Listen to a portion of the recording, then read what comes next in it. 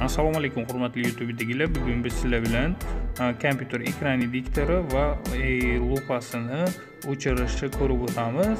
Bu ba'zi paytda juda ham g'ashga tegadi. Kimdir nastroykasiga tekkan bo'lsa, kompyuteri Windows yongan paytda u ham birga yonadi.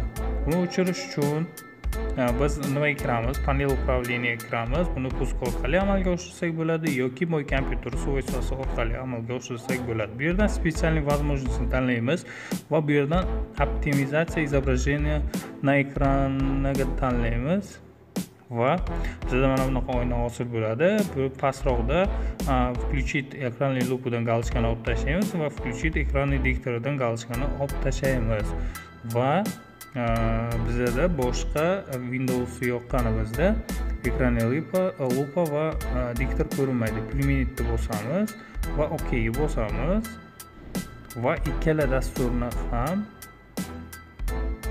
o'chiramiz. Bizda mana bunaqa o'yin hosil bo'ldi. Zakritga bosamiz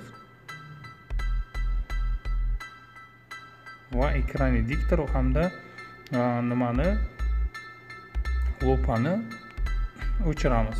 Va bizda boshqa ekran diktor va lupa paydo bo'lmaydi Windows pulini yoqqanimizda.